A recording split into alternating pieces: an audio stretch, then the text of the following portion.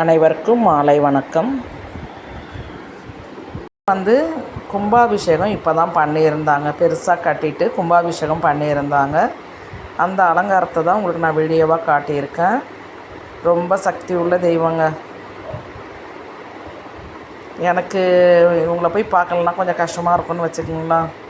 என்னால் முடியாது ரெகுலராக போகிறதுக்கு. ஆனால் என்னால் போயிட்டு வராமல் இருந்தாலும் கஷ்டமாக இருக்கும். முன்னாடி வீக்லி ஒன்ஸ் போயிட்டு இருந்தேன்.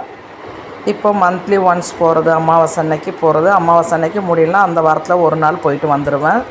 அப்புறம் பசங்களுக்கு பிறந்த நாள், கல்யாண நாள், என்னுடைய கல்யாண நாள், இதுக்கெல்லாம் நான் இந்த கோவிலுக்கு போவேன். நியர்பை இருக்குது. நம்ம வீட்டிலேருந்து நடந்து போனால் ஒரு 10 நிமிஷம் ஆகும். வண்டியில் போனால் ஒரு 5 நிமிஷம் 3 நிமிஷம் தான் ஆகும்.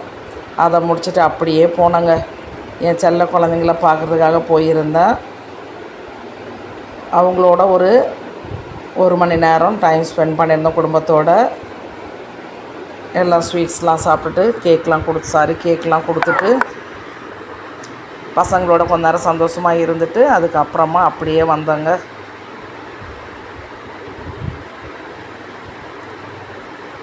இந்த மாதிரி நம்ம பப்ளிசிட்டிக்காக போடுறதா யாரும் தவறாக எடுத்துக்காதீங்க.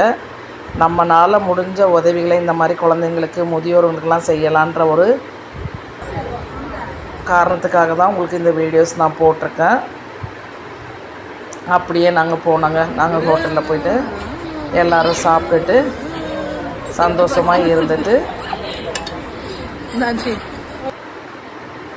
அங்கே கேக்கெலாம் வெட்டியாச்சு. அப்படியே தம்பிக்கும் பிறந்த நாள் இன்றைக்கி. தம்பி அவங்க ஃபேமிலி, எங்கள் ஃபேமிலி, பொண்ணோட ஃபேமிலி எல்லோரும் போயிட்டு ஹோட்டலில் சாப்பிட்டுட்டு எங்கள் செல்ல குழந்த பாருங்கள், இவர் தான் என்னுடைய கடைசி பேரன். அவரோட கொஞ்ச நேரம் இருந்துட்டு வந்துட்டோம். அப்படியே இன்றைக்கி பூத்த பூக்களை அப்படியே வரிசைப்படுத்தியிருக்கேன். எவ்வளோ பூக்கள் பூத்திருக்காங்க பாருங்கள். எல்லா செடியிலையும் பூக்கள் தான்.